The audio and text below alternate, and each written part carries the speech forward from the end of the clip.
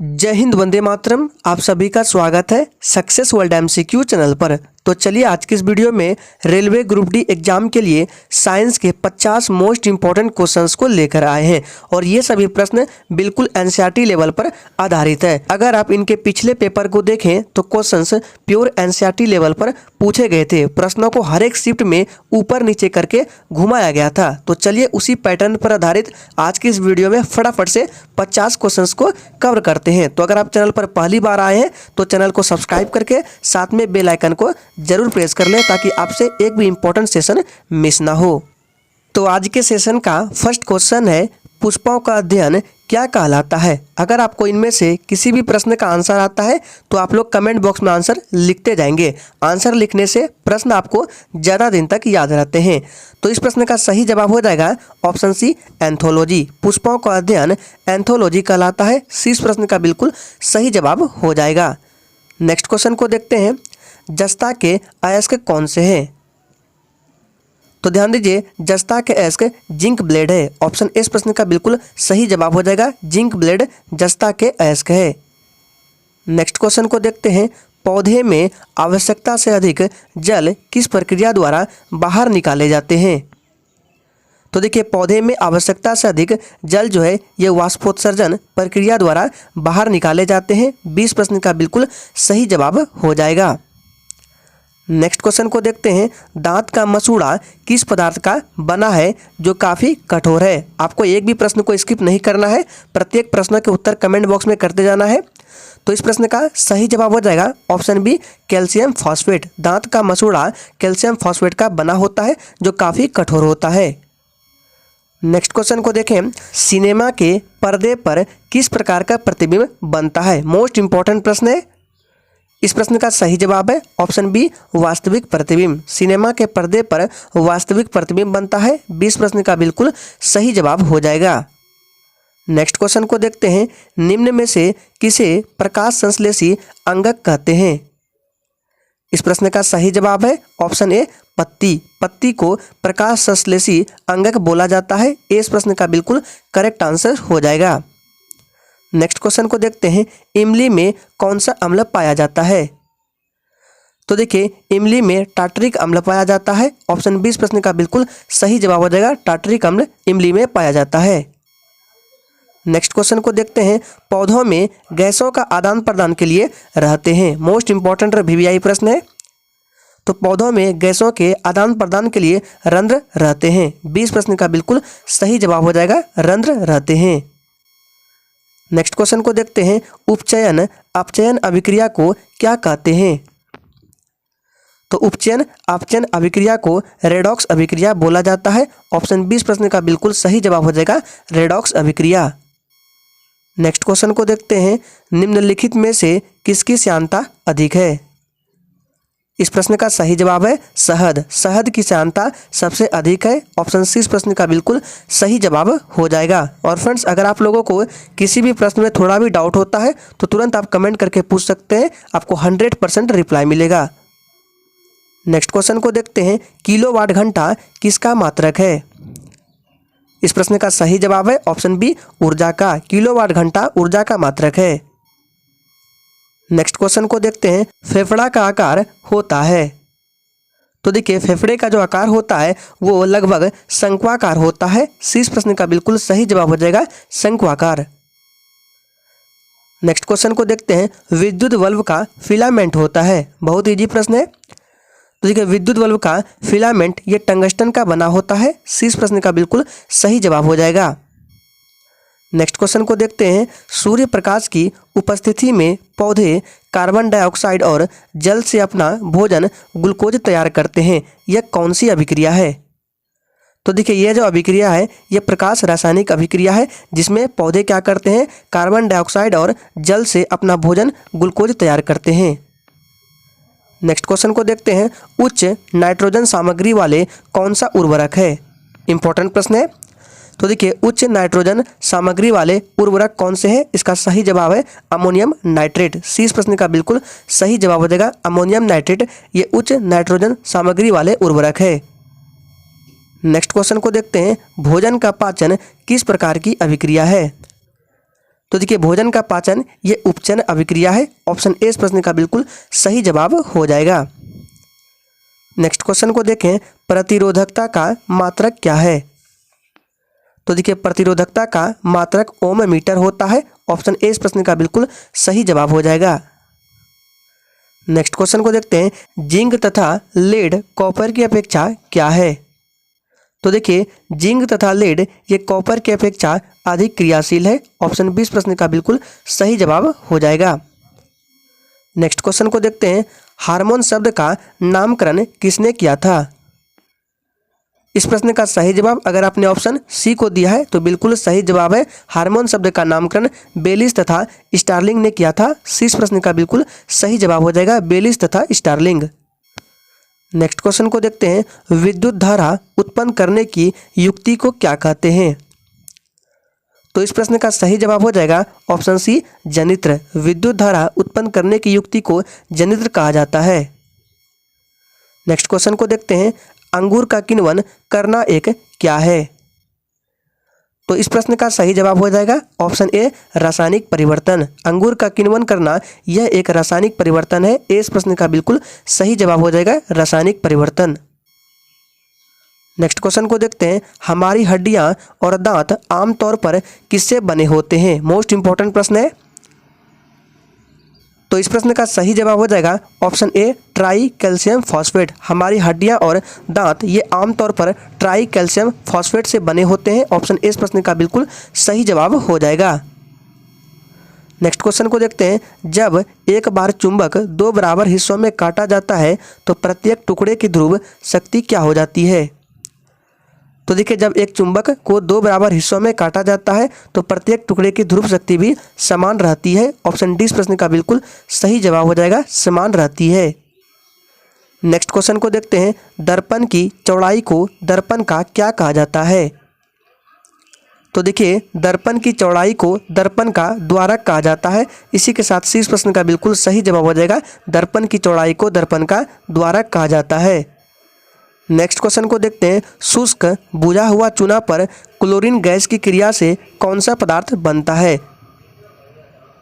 इस प्रश्न का सही जवाब हो जाएगा ऑप्शन बी, विरंजक चूर्ण। शुष्क बुझा हुआ चूना पर क्लोरीन गैस की क्रिया से विरंजक चूर्ण बनता है। 20 प्रश्न का बिल्कुल सही जवाब हो जाएगा। और फ्रेंड्स आपको प्रश्न के लेवल को देखकर भी पता चल गया होगा कि सारे प्रश्न आपके लिए इंपॉर्टेंट लेकर आए हैं, वही प्रश्न लेकर आए हैं जो आपके एग्जाम में छप सकते हैं। नेक्स्ट क्वेश्चन को देखते हैं, ऑक्सीजन क्या है? तो देखिए ऑक्सीजन जो है ये एक प्रकार का एंजाइम है। ऑप्शन सी इस प्रश्न का बिल्कुल सही जवाब हो जाएगा, एंजाइम है। नेक्स्ट क्वेश्चन को देखते हैं, जैव प्रक्रम के अंतर्गत कौन आता है? तो देखिए इस प्रश्न का सही जवाब अगर आपने ऑप्शन डी को दिया है तो बिल्कुल सही जवाब है, जैव प्रक्रम के अंतर्गत पोषण, उत्सर्जन, श्वसन ये सभी आते हैं, ध्यान रखना है। नेक्स्ट क्वेश्चन को देखते हैं, सोलर कुकर में प्रयोग किए जाते हैं। मोस्ट रिपीटेड प्रश्न है। तो देखिए सोलर कुकर में हमेशा अवतल दर्पण का प्रयोग किया जाता है। इस प्रश्न का बिल्कुल सही जवाब हो जाएगा, अवतल दर्पण का उपयोग सोलर कुकर में किया जाता है। इस प्रश्न को याद रखना इंपॉर्टेंट आपके एग्जाम के लिए। नेक्स्ट क्वेश्चन को देखते हैं, एक आम व्यक्ति के रक्त का पीएच मान क्या होता है?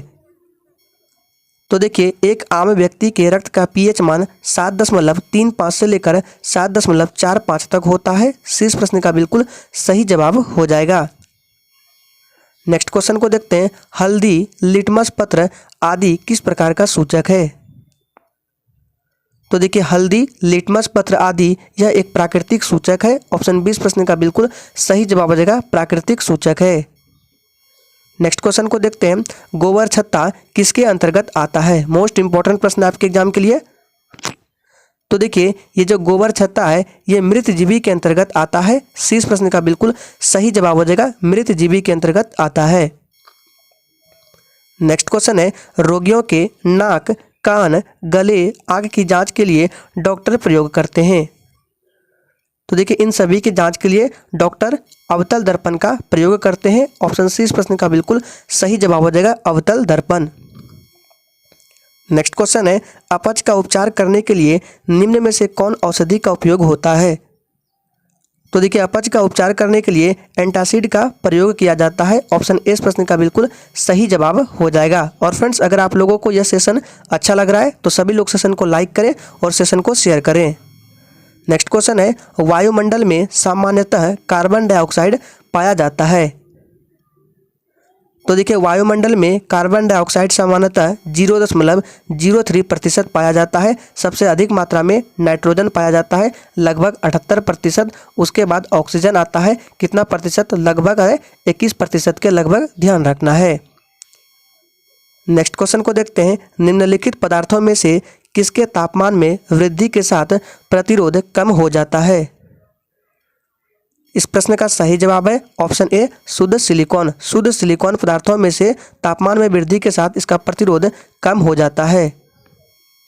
नेक्स्ट क्वेश्चन को देखते हैं, निम्न में कौन ऑक्सीकरण नहीं है?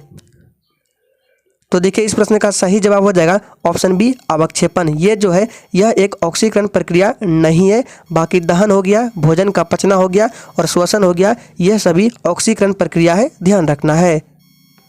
नेक्स्ट क्वेश्चन को देखते हैं, छाया में पनपने वाले पौधे को क्या कहते हैं? मोस्ट इंपॉर्टेंट प्रश्न आपके एग्जाम के लिए। तो देखिए छाया में पनपने वाले पौधे को सियोकाइट्स बोला जाता है। इस प्रश्न का बिल्कुल सही जवाब हो जाएगा सियोकाइट्स। नेक्स्ट क्वेश्चन को देखते हैं, प्राकृतिक गैस का दहन किस प्रकार का रासायनिक अभिक्रिया है? यह भी प्रश्न आपके एग्जाम के लिए मोस्ट इंपॉर्टेंट है। इस प्रश्न का सही जवाब अगर आपने ऑप्शन सी को दिया है तो बिल्कुल सही जवाब है ऊष्माक्षेपी अभिक्रिया। प्राकृतिक गैस का दहन यह एक ऊष्माक्षेपी अभिक्रिया का उदाहरण है। इस प्रश्न का बिल्कुल सही जवाब है। नेक्स्ट क्वेश्चन देखते हैं, मनुष्य में मुख्य श्वसन अंग क्या है? बहुत इजी प्रश्न है। इस प्रश्न का सही जवाब हो जाएगा ऑप्शन ए फेफड़ा। मनुष्य में मुख्य श्वसन अंग फेफड़ा है। नेक्स्ट क्वेश्चन को देखते हैं, टायर्स को क्यों ट्रीड किया जाता है? तो देखिए टायर्स को ट्रीड इसलिए किया जाता है घर्षण बढ़ाने के लिए, ताकि वो फिसले ना। ऑप्शन बी इस प्रश्न का बिल्कुल सही जवाब हो जाएगा, ध्यान रखना है। नेक्स्ट क्वेश्चन को देखते हैं, टॉर्च में किस प्रकार के प्रकाश पुंज की प्राप्ति होती है?